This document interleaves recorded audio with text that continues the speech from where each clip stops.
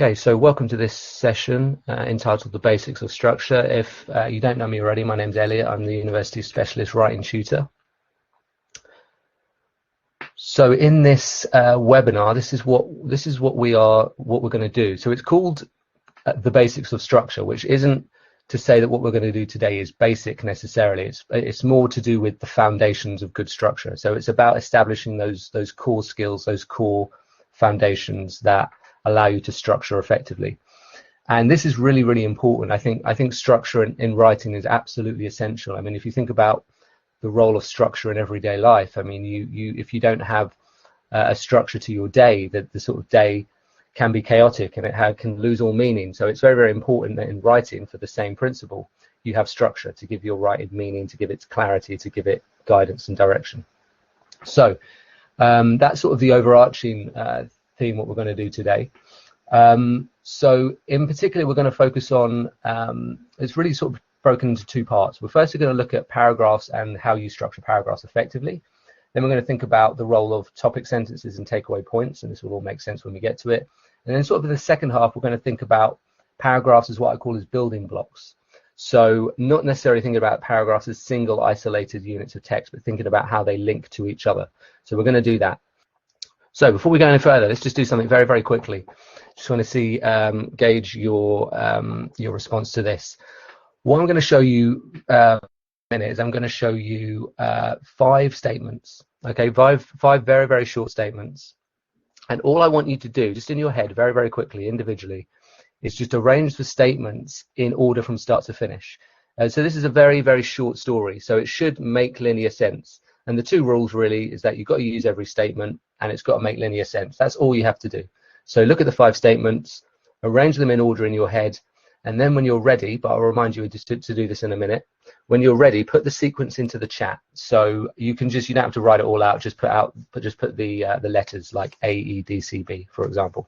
So I'm going to show you these statements. Got to make linear sense from start to finish. Make sure you use every statement. When you're ready, put it into the chat. Okay, and then I'll explain why we're doing this. So these are the statements. So I'll give you a few seconds to do that. Don't have to overthink it. Just put those in order from start to finish. When you're ready, you can throw your response into the chat. As I said, just put the letter sequence. So A, C, B, D, E, for example. It's probably worth me adding here. Martina. I don't think Martina's going anywhere at the moment in today's current climate. Well, she could, but I wouldn't recommend it. But you can let your imagination run wild with this, of course. What I want you to do in particular is think very carefully about why you've settled on this sequence. So there's lots of different sequences in here. That's absolutely fine. If you could throw a few words into the chat, just a few of you at least, to say something with regards to why you decided to structure it in this order. Like, what was the main factor that influenced your decision? And that would be great just to gauge that. As you're having to think about that, I'm going to go through some of these sequences that some of you might be able to see in the chat. So we've got a few AEDCBs. There is there's a BAEDC. There's another AEDCB, so that's quite a common one. There's an EADCB, an ADCEB. At this point, all of the letters seem to merge into one. AEDCB, AEDCB, so that's quite a common one, AEDCB. I would say that looks like it's the most common one. We've got a BAEDC, if I haven't said that already. So there's a few different variations on this. Did anybody want to just come back on that question I just asked him with regards to why this order? So I don't think anybody necessarily is wrong here, but particularly somebody that did AEDCB. What was it about that structure that influenced your decision? Okay, we've got one response here. So introduction to Martina, why she wants to travel, she's scared, this is what she does, how she felt afterwards. Okay, somebody said end up starting from the bottom and work my way backwards. Okay, I think the previous comment in particular with regards to that sort of sequence there. I ask people to do this all the time. Various sequences come up, and various different influencing factors come up for why this sequence is put forward. One of the most common ones is sometimes people just say, well, it just makes sense in that order. Like, well, you've got to do that for that to make sense, and then for that to make sense, this has to happen. And I think that's true. I think it's just logical, it's linear, it makes sense in that order. There's a few different reasons you can do this. And actually, when you're thinking about a big research project, thinking about the structure of this story makes a lot of sense, because the reason it's structured in a particular way, or the reason it's structured in the way that you think makes most sense, and I'm going to show you this one here, which is the way that I would say, it's not the only way by any means, but it's probably the way I would say is most commonly structured, which is that she wanted to travel, however she was afraid of flying, therefore she sailed around the world, she had a new appreciation for other countries and cultures, now she was satisfied with life. I'd say that's the most common sequence. And if you read that, it does make linear logical sense, which is why I asked you to think about. So it makes sense from start to finish. It feels like a complete story. But in a research sense, what's going on here is that the structure of this follows the linear structure that really dictates the way that you write original research projects. Because if you think about it, what's going on here is you have some sort of introduction to a situation, and then you have a problem. This is a problem that prevents this from happening. And once you introduce a problem, you therefore have to offer a solution, which is this, and then there's a sense of resolution at the end. So that's sort of on a broader point, something that makes this an interesting exercise. The only reason I really wanted to do this was just to get you to think about storytelling. I think there's a lot of value to the role of storytelling in helping the way you write academically. And of course, there's lots of different rules of storytelling in academic writing, but actually structure is similar. And the reason I think whatever structure you decided to do, the reason I think this is a pretty easy exercise, or at least you can come up with a structure that makes sense to you, is because it's always got to be guided by these three principles: beginning, middle, and end. And if you think about any story, traditional story that's ever been written, or has ever been produced on the screen or on the stage, or any traditional story, it will always follow this pattern of a beginning, middle, and end. It will always follow a pattern of presenting something, presenting a problem, presenting a resolution, presenting a solution to it, and then having a resolution at the end. And when I say traditional storytelling, don't think about people like, like Tarantino, who has like the middle at the beginning and the ends in the middle and all this kind of stuff, or someone like Chris Nolan who messes about with time. Forget that for a minute. Like traditional storytelling, the stories we're told when we're young and grow up with, they're all structured the same way. Go back and read them. They're all structured exactly the same way: beginning, middle, and end. The reason this is important is because it's the principle of three, and the principle of three dictates structure, and it dictates structure when you get to paragraph level. So we're going to have a look at structure in paragraphs. We're going to go through this principle of three, and then we're going to look at a couple of examples. So this principle of three, in the case of structure in paragraphs, you can very much think of it as beginning, middle, and end, although don't think of it as the end so much. I mean, it's sort of a resolution to that point, but it's not an end so much. But what we have is, in terms of, if you want to use that terminology, beginning, middle, and end, you've got a topic sentence, evidence discussion, and then what we call a takeaway point as opposed to an end. So we're going to look at topic sentence in a bit more detail. We're going to look at all of this in a bit more detail in the examples, but let me go through the basics of it first, and then we'll see this in action. So topic sentence. This is a very short, direct, clear statement at the beginning of every paragraph that simply tells the reader what the focus of the paragraph is. That's all it does. It establishes the focus. Now, any piece of research that you're doing, whether it's a 2,000-word essay or a 75,000-word thesis, you have to break down the larger topic, which is the aim, the title. You have to break it down into smaller pieces. And the job of the paragraphs is to work through those smaller pieces and show how they contribute to the larger aim, which is the title. And the topic sentence is the place in the paragraph in which you narrow down. So the topic sentence, all it does is a single sentence at the beginning that says to the reader, this is the focus of this paragraph. And we're going to look at this in a bit more detail in a minute. Evidence and discussion is most of the rest of the paragraph, and that really is where most of the marks are, to be honest, because that's where you're developing the discussion through evidence and analysis and whatever it is you need to do. What you do at this point in the paragraph is really up to you, because it depends on what it is you're trying to achieve. But what it has to do, the rule of the paragraph at this point, is it can't deviate from this. Whatever the focus you've set out in the topic sentence is, it has to stay focused on that. It can't deviate and focus on something completely different. It has to stay focused on that, and it has to develop it through evidence and discussion. And if you think of paragraphs as structured from a broad position to a narrow position, the job of the sentences from topic sentence onwards is to narrow and make the conversation and the discussion deeper and deeper and deeper. So that's what's happening throughout the paragraph. Again, we'll see examples of this in a minute. What happens then when you get to the end? So if you think of this as our beginning, this is our middle, in the sense that we've set something up. We're now going through the process of focusing on that particular issue further. What happens when you get to the end of the paragraph, and this is the bit that a lot of people miss out, is you do what I call a takeaway point. Now think of this as consolidating the discussion and providing some sort of evaluative statement. Think of that evaluative statement loosely speaking. But what it does is it basically brings all the discussion together and summarizes it. And more often than not always, but more often than not, it responds to the assignment title. And really what you do here depends on what it is you're trying to do. If it's an argumentative essay, then probably what you're going to do is you're going to link this takeaway point to the actual argument. If it's more of a scientific paper, then it might not be necessarily linking it to an argument, but it might be giving some sort of summary of that particular paragraph and that point that you're making. If it's reflective writing, what you're more likely to do here is tell the reader what you've learned from this process of reflection in this particular paragraph and how it's informed your practice moving forward. So this can be very flexible, this part of the paragraph, this last sentence or two. But that's why I call it a takeaway point, because the job of this sentence or two, normally a sentence, it could be more, is to give the reader something to take away with them moving forward. So that's the job of it. Now we're going to see this in more detail in a minute. Before we do that, let's have a quick look at topic sentences, just to clarify this, because on paper I always think these topic sentences, the idea of them look pretty straightforward and simple.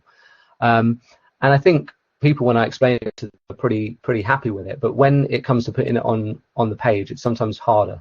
So here's a few tips with it. It's got to be clear, succinct, and direct. Now try and make your topic sentence, where possible, as short as it can be, like in terms of clarity. Be succinct, be very, very direct. I put here, be specific but general enough, because what that sentence needs to do is it needs to encompass the focus of the whole paragraph, which doesn't mean it needs to cram everything about the paragraph in that topic sentence, but it needs to encompass what the paragraph is about. Think of it as this, it's a starting point as well. And we're going to see this in particular in a few minutes with the examples we're going to look at. It's a starting point, and it's nothing more than that. It's a signposting sentence. It shouldn't reveal to the reader the entire contents of the paragraph. It shouldn't reveal to them the entire nuance and detail of the paragraph. It's really just saying to the reader, this is what we're going to look at in this paragraph. And think about flow and linearity in terms of what I call linkage backwards, signpost forward. So linkage backwards would mean that you think about how this paragraph links to what you've just been talking about, and signpost forwards means tell us now what we're going to talk about in this paragraph that the topic sentence is in. So I've got a couple of examples here. Now example one is the kind of example I see where people go a little bit wrong with this, and example two is a refined version of it. So if you look at example one, it says another dominant factor behind the rise of Jim Crow in the South was media propaganda that couched black freedom as a social threat to white Southerners, perpetuating negative stereotypes of the black community and mobilizing a united front for white supremacy. Now I've suggested a change there to another dominant factor behind the rise of Jim Crow in the South. Sorry, it should have been capitalized. Jim Crow in the South was media propaganda. That's it. Like, that is a perfect topic sentence. That's completely fine. Firstly, you've got a sense of flow because they've said another dominant factor. So there could be more linkage here, and we'll see examples of this later, but at least there is a sense of linearity as to where this paragraph is situated in the whole essay. And it just tells me that this is what we're going to look at here, media propaganda. That's all I need to know. The problem with this example here, it's a bit too long. I mean, grammatically it's fine, but it's a bit too long, and it sort of overwhelms the reader at the beginning. But the bigger problem is that what they've done is they've not just said what they're going to focus on, they've basically said what they're going to basically end up saying by the end of the paragraph. And the problem with this is it doesn't actually leave you with anywhere to go. Like, if you tell them, I'm going to look at this and this is what I'm going to prove to you in this level of detail, all that ends up happening is you work backwards through the evidence to reach the same point again. And you don't want to do that. You want the paragraph to actually develop this one single point, this one single theme, develop it further, and reach this point here. So this is more likely something that should be rephrased, should be more like a takeaway point. This is totally fine as a topic sentence. All it does is tell me what the focus of the paragraph is. So remember that, clear, succinct, direct. Make it specific but general enough, which this is. I mean, that's specific, but it also allows the writer to explore that issue further through the paragraph. And it's a starting point, unlike example 1, which isn't a starting point. It's sort of the end point as well. It takes it too far. It sort of gets too far ahead of itself. Okay, so that's a bit more about topic sentences. What we're going to now do is look at sample A and sample B. So this is where, if you're watching this live, you need to have the Word document or the PDF document that I've sent to you ready to look at. So look at sample A and sample B. If you don't have that Word document or PDF document, which I sent to everybody via email, but if you don't have it or you're having problems with it, drop me a message in the chat. But if you've got that, have a look at A and B. Now, one is 66%. One is a paragraph each, right? So I've taken a paragraph each from both of these assignments, which both approach the same assignment title. It's just 2 different students' attempts. One got a 66, so a good mark. One got a 72, so a first class, an even better mark. And there's different things going on. If you looked at the whole both assignments, there's different things going on in them, but structure is really, really important in these examples that I've picked out. And I think it's telling why one got a 66 and one got 72, what the differences are. So what I want you to do is have a look at both of those, think about the marks, and then I'm going to ask you to match the mark to the sample.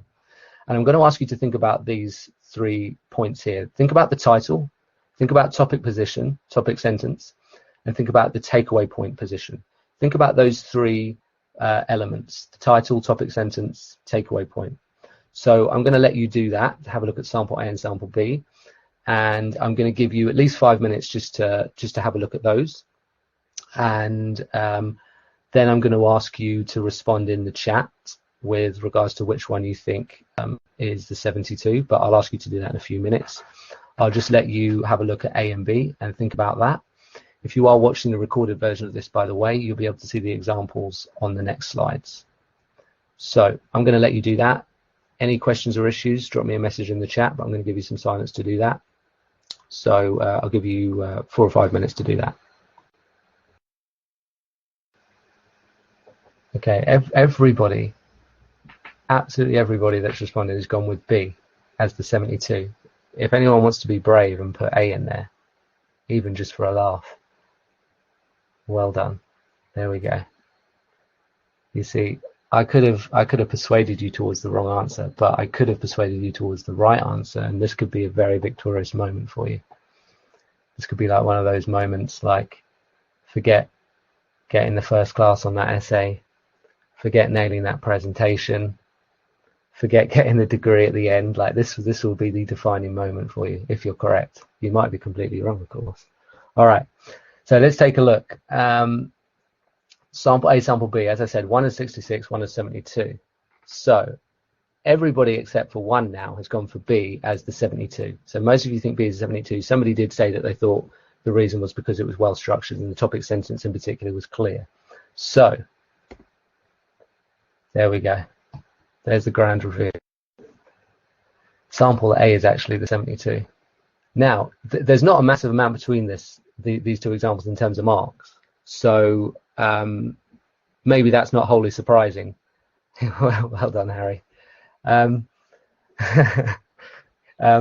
So that's what you should have done. It was just wait to the end. Just say the key got stuck or something. Yeah, exactly. So sample A is actually 72. There's not a lot between these 2, but it's interesting. There's a massive amount between them in terms of the mark. One's 2-1, one's a first. But not a massive amount in terms of the actual percentage. But A is the 72. B is the 66. If you're watching this recorded, I'll give you a chance to pause it and just have a read of both of them.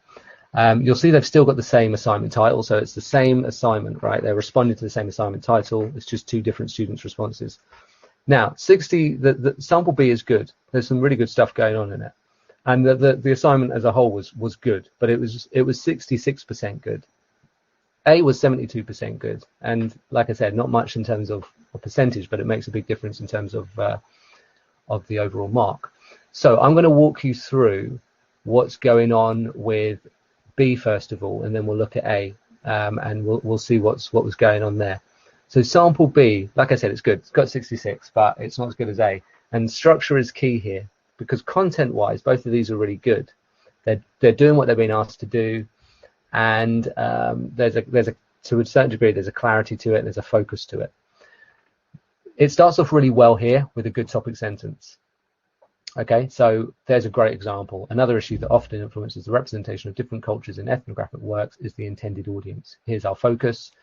Notice how it links to the assignment title. See, it's perfectly clear that they are addressing what's being asked of them. It's good to recycle some of the words from the title to do this, but not always, because it would be a bit repetitive. So that's great. The second sentence really is the problem in this, because the discussion is good.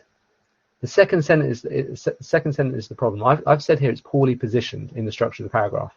This is a bit like what we just looked at a minute ago with the topic sentence. They're getting too far ahead of themselves.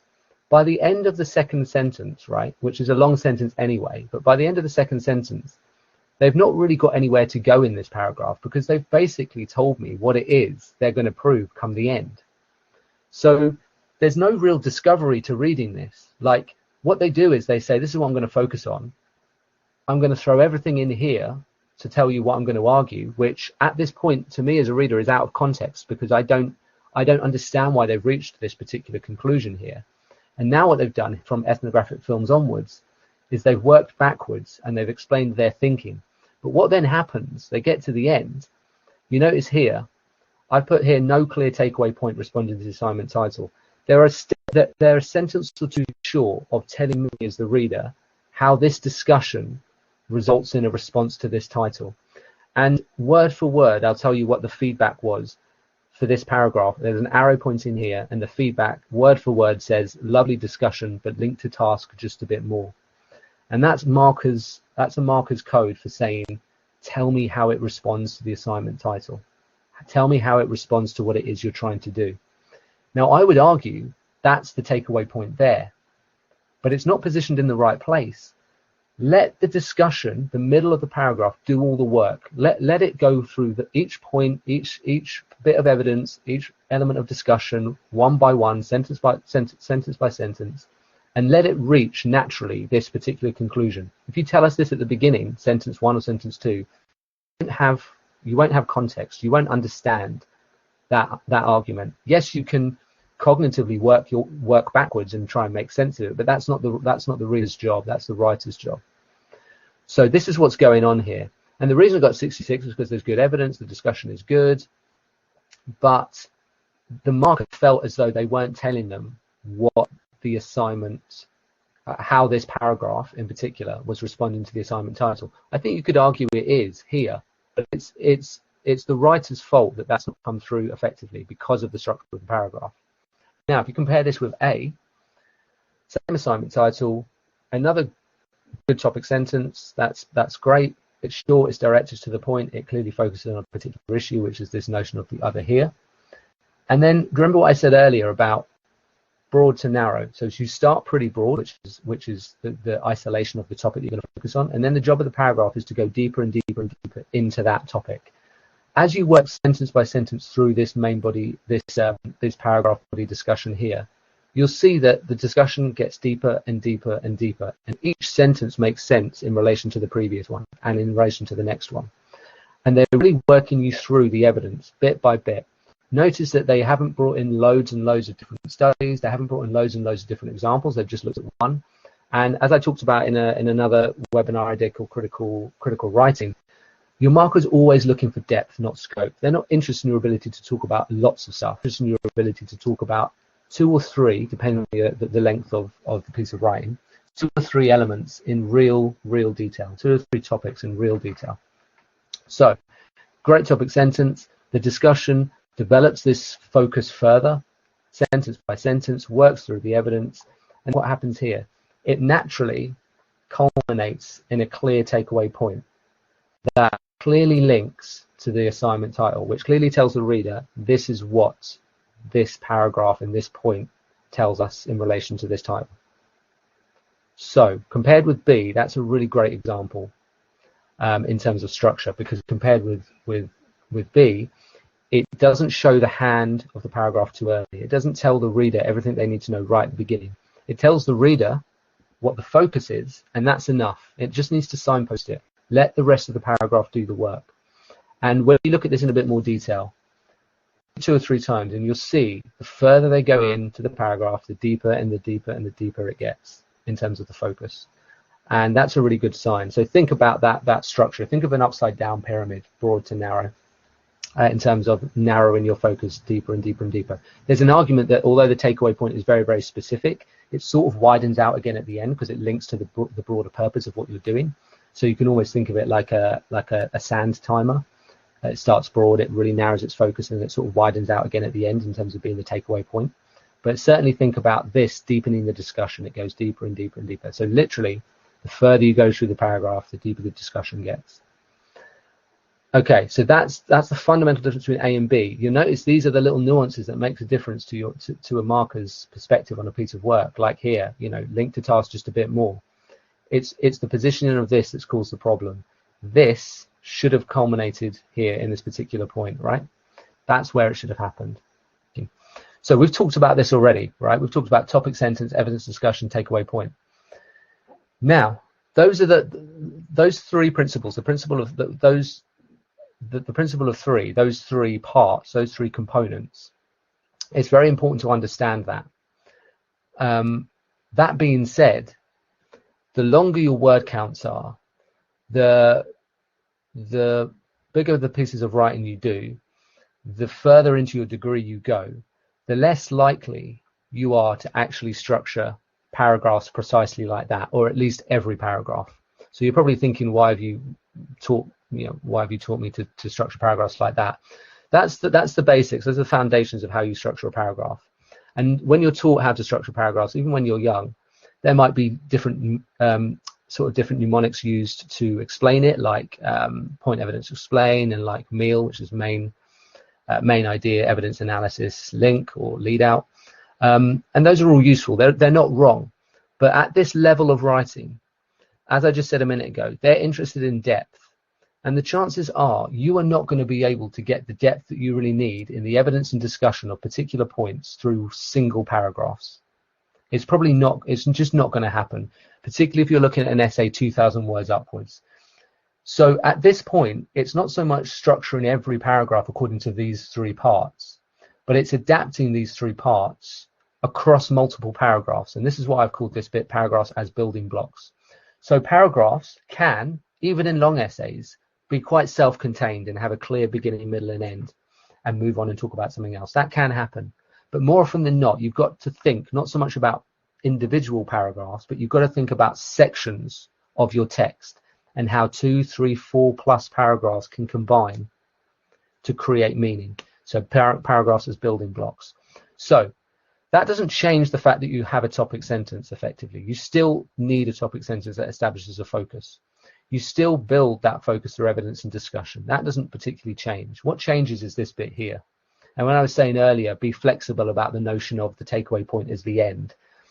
You've got to be flexible with how you define that beginning, middle, and end part with the takeaway point. You've got to be careful that you don't overcommit to thinking of it as the end so much, because it's not always the end. So what you sometimes do is you get to the end of a paragraph and you think to yourself, well, this paragraph is getting on the long side. What I want to do is continue my focus on this particular focus that I've established here, but maybe I'm going to look at it from a different perspective. It might be counter evidence. It might even be reinforcing the same point, but through further evidence or slightly different evidence. And it's at that point that you say to yourself, I'm not going to form this takeaway point here because I'm not done. I'm not finished discussing this particular point yet. So what you do instead is you do what we call a transition statement, which doesn't consolidate the discussion so much, but it just moves the reader along to the next paragraph. So we call it transitional statement because it signposts the transition to the next paragraph, moving the discussion along. So that's what you do. So you still, to a degree, have 3 parts. It's possible to even have a takeaway point and then followed by a transitional statement. It's possible that the transitional statement can be part of the takeaway point. There's a lot of flexibility with this. But I want you to imagine, as we're going to see in a minute, that you've got a clear topic sentence, you develop it further, you get to the end of the paragraph and you say to yourself, not done yet. I'm going to keep looking at this topic, but perhaps from a different perspective, something that justifies a switch, that justifies a new paragraph, whatever that might be. So I'm not going to do this. I'm going to move the reader along to the next paragraph. And that could be a transitional statement at the end of that paragraph, or it could be at the start of the next paragraph, which serves as a topic sentence. So let's have a look at this in action. I'm not asking you really so much to respond like we did with sample A and B, which is better because we're just looking at one example. This is a very good example of what I've just covered there. So have a look at sample C. Take 5 minutes or so to look at that. Notice how the two paragraphs work together. Focus in particular on the topic sentence position and the ends of both paragraphs. And look what's going on in them. Look what's going on at the topic position and the ends of the paragraphs. What would sometimes be the takeaway point position. So have a look at sample C. These are two paragraphs from the middle of a psychology paper in an education context. So have a look at that, sample C, and then I'm going to talk you through sample C, and we'll take it from there. So I'll give you 4 or 5 minutes to do that. As ever, if you need anything, drop me a message in the chat and I'll get back to you. So I had a chance to look at sample C. Obviously, if you're watching the recorded version of this, this is the example we've been looking at. It's also on this slide as well. That's the second paragraph. So hopefully you can see the principles of what we talked about with sample A and B is going on here in sample C as well. Those principles are in action here, but those rules have been adapted slightly, particularly the ends of the paragraphs. And what I'm trying to communicate to you here, what's important, is that you're thinking of paragraphs as building blocks towards a particular issue. And you're not thinking about paragraphs as isolated units of text that stand on their own. There will be very short assignments where you can do that, but larger pieces of writing, really sort of 2,000, 2,500 words upwards, you're going to have to think of paragraphs, 2-3 paragraphs as sections of text. So this is a really good example of that. It's only 2 paragraphs. I've got other examples which are 3 or 4 paragraphs long, but just in terms of time, we're just going to look at this example here. But be mindful that you can do what I'm going to show you across 3, 4, 5 paragraphs if you need to. Here's our assignment title here, which gives us, again, it's a sort of there's a specific focus to it, but really it's allowing the writer to take it in whichever direction they want. Let's look at what's happening across these 2 paragraphs then. So we've got a lovely clear topic sentence here, which focuses on this notion of reinforcement. You don't have the full essay to see what's going on contextually, but you can tell from the phrasing of the topic sentence where it says, in addition to the use of punishment. So that indicates that they've just been talking about punishment, and now they're going to move on to talk about reinforcement. And this is what I was saying earlier about linkage backwards, signpost forwards. That's what's happening here. So this is linkage backwards, this is signpost forwards, and it's a great way to get a bit of flow into your writing. It's a great way to show your reader how we're moving from this issue now onto this one, but it also it shows the connection between the issues, even if it's just sort of signposting to say we looked at that, now we're going to look at this. Sometimes there's more nuanced ways you can do it, but that's a good example, a basic example of how you can get a bit of flow in your writing in the topic sentence position. So they've done that. Same principle of sample A that made that really good in terms of the deeper they go into the paragraph, the deeper the discussion is. That's happening here as well, in the sense that they give a sort of brief definition here, then they start to introduce evidence, and the deeper and deeper they go, the more specific and the more detailed and the more relevant, arguably, the information becomes. So that's great. It maintains that clear focus. It doesn't lose focus on that. But notice what happens at the end here. They're talking about a study at the end, and they're talking about what this study found. Now, you could look at the basics of what they're saying there and say, well, that's sort of a takeaway point in terms of it links to the title. But it's not a takeaway point in the way that A was a takeaway point, in the sense that they're phrasing it to sort of consolidate knowledge and tell the reader what it means in relation to the title. They're just talking through evidence there. So there's no real takeaway point as such.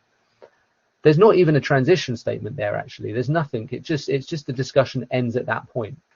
And in isolation, if you just looked at that one paragraph, you'd say, well, that's arguably a bit of a problem. But when you look at it in relation to this as the second paragraph that follows on, you can see what's happening. So we've got a new topic sentence, but it moves the discussion along. And it says, whilst positive reinforcement can be effective for rote learning, which is what this here was talking about, So again, we've got linkage backwards, signpost forwards, so it's keeping that flow moving. They've now said there are doubts as to whether this form of condition can nurture long-term student learning. So they're not changing the general focus of this particular part of the essay, but they're moving the conversation in a slightly different direction, and that's what justifies the paragraph, the new paragraph. So the topic sentence there, it follows the same rules as the one we just looked at, but it's tethered to the larger focus, but it shifts the focus, the very specific focus, to look at something slightly different in relation to this particular focus. When I say larger focus, really I mean reinforcement, although you could argue it's the assignment title is the larger focus, but here really I mean reinforcement. So that's what's going on there. So that's great. Again, we've got the paragraph maintaining that single focus, developing the discussion further and further. The deeper it goes, the more and more detailed it gets. And now what we have here is you've got an example of where the writer said, okay, I'm done talking about this point now. I'm done talking about this notion of positive reinforcement. I've looked at all the evidence I want to. I've sort of looked at positive. I've sort of looked at negative, whatever it might be you want to do. In this case, that's what they've done. And now they're going to say, okay, now I'm going to bring it all together, and I'm going to explicitly tell the reader how it answers the assignment title, how it responds to it, how it answers the question, how it achieves my aim, whatever it is they're trying to do. In this case, it's responding to the assignment title. So it's grammatically fine, this sentence. It's slightly on the long side, and sometimes takeaway points can, because you're trying to condense a lot of information in there. It doesn't have to be one sentence. If you've got 3, 4, 5 paragraphs that build on each other, it might even be a small paragraph after the last paragraph. Let's say you've got 4 paragraphs like this, you might have a 5th paragraph after the 4th that just forms the takeaway point. That's possible if it's a longer essay. But here, even though it's a slightly long sentence, it really gets to the essence of what this discussion has achieved in terms of telling the reader what they've learned. And if we go back to what I was saying earlier about how you don't want the topic sentence or the sentence or two afterwards to reveal everything to the reader, this is why. Because you want to just keep engaging the reader. You want to keep them interested. If you tell them everything at the beginning and then you work backwards and work through the evidence to get to the same point, there's no sense of enlightenment there. You don't get to the end and go, okay, that's a really interestingly developed discussion, and you've eventually said that this is what it means. This is what this one does. It starts in this place, and if you compare the topic sentence here with where they end up here, you see it's still very clearly focused on positive reinforcement, so they've not lost focus, but it's moved the discussion a lot further. So if you just read this sentence here and then this sentence here and not read everything in between, you'd feel confident as a reader knowing that they've really moved the discussion on from that topic sentence position. So the takeaway point sort of comes full circle. It brings you all the way back to the very specific focus at the beginning, but it shows the reader how you've developed the knowledge from that topic position. It shows you how you've moved forward. And that's what all of this discussion has done in this paragraph here, into this paragraph here. So the same principles are happening here, but you haven't got the takeaway point necessarily at the end of every paragraph. Sometimes you just need to keep the conversation moving into a new paragraph. Topic sentence shows how that transition has taken place, gives the reader a new focus in this paragraph, moves the conversation further along, and at the right point, the right paragraph, you say, now I'm going to tell you what it means. Do not neglect this part. Don't feel like you can do it for the first time in the conclusion. You're going to get comments like the one I mentioned earlier where they say, what does it mean? How does it link to the assignment title? It's your job throughout an assignment to progressively build a response to the assignment title, not to throw lots of information at the reader, ask them to keep up, and then bringing it all together at the end. You bring it all together at the end, yes, but it shouldn't be the first time. You're summarizing and reinforcing. You're not stating it for the first time. You can get away with it if it's a very, very short essay, 500 words, 1,000 words. More than that, you need to be doing takeaway points where necessary, not all the time, but where necessary. Lastly, before we sort of finish up, let me show you this, because based on what we've just looked at, I always think that I always sort of argue that you should be able to write an essay from some sort of plan like this. And if you're sort of watching this live now or the recording, you're thinking, I don't plan or anything like that, I'm sort of do it on a whim. Planning will make a massive difference to your efficiency, your productivity as a writer. And what you should be able to do is some variation of what I've shown, what I've got here. So what I've done is I've taken these two paragraphs that we've just looked at, and I've worked backwards and I've built it into a plan. Now imagine the writer has worked from this plan and they've produced what we've just seen here. So this is what you should be able to do. Do you remember what I said earlier about, don't think of paragraphs as isolated units of text, think of sections. So we've got here, section on positive reinforcement. So this is the writer in their own notes, just for themselves, saying that this bit is about positive reinforcement, this paragraph and this paragraph. What you should be able to do is this. You should be able to write from as much detail as this. You should be able to write a draft of the topic sentence. You can change it if you need to, but you should be able to do some sort of draft so you know where you're starting. You should be able to build in, through bullets like this, what the sort of incremental points you want to make are throughout the paragraph. It doesn't have to be sentence by sentence, but, for example, define and define an example, use this source, mention animal studies, use these sources. You should be able to build that into a plan like that. And then, look what I've done. Paragraph 2, topic sentence again, repeated that same process. But what this now allows you to do is it now allows you to forge the connections between the two paragraphs. And this is how you can think very carefully about the flow of your paper at this stage of planning. And then build in your takeaway point here.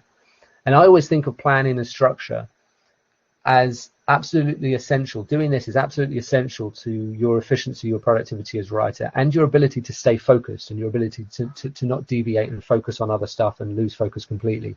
If you imagine you're standing in a field, if you can see the end point in sight, it's very easy to time the walk and plan it because you can see where the path is, you can see where the end point is, you can see where you're going. If you can't see the end point in sight, you're going to go back and forth and round and round and round in circles because you can't see the end point in sight. You don't know where it is you're going. This is the same principle. If you know where you're starting, you know where you're moving to, and you know where ultimately you're heading, it becomes very easy to make the discussion targeted, specific, point by point, because you know where you're starting and you know where you're ending. So this is really, really important. You should be able to do this with a sort of 1,000 word paper up to a 75,000 word thesis easily. You should be able to do this. If you can't do this before you start writing, I would suggest you haven't got enough clarity yet with yourself as to regards of what you're writing, what evidence you're using. So this should be a template you should be able to follow. And when you look at the recording, have a look at this, think about how it's built into this, and you can really see that this is quite a clear skeletal structure of those two paragraphs. Okay, so let's wrap up really quickly. Principle of 3, beginning, middle, and end. The whole storytelling stuff we looked at. It's absolutely essential to understanding structure, beginning, middle, and end. And that storytelling principle permeates the whole structural approach that you adopt in academic writing. But as the point I've made here at the bottom, paragraphs as building blocks, you've got to be mindful that, particularly the takeaway point, it's not always fixed, it's not always rigid. You need to be flexible. And when you get the confidence with the principle of 3, you need to develop the ability to just keep a conversation moving. Don't close it off. Don't feel like you're reaching the end of the paragraph, so you need to form this takeaway point. It's fine to just keep the conversation moving, and at the right point, form this takeaway point. And it's important that you do this, because this is where you explicitly tell the reader what it means and how it answers the question, how it responds to what you're trying to do, whatever it might be, how it responds to, how it builds towards your argument. A reminder as well about the topic sentence: keep it clear, direct, consider flow, and look at those examples again that we've had a look at. All right, so I'm gonna finish it there.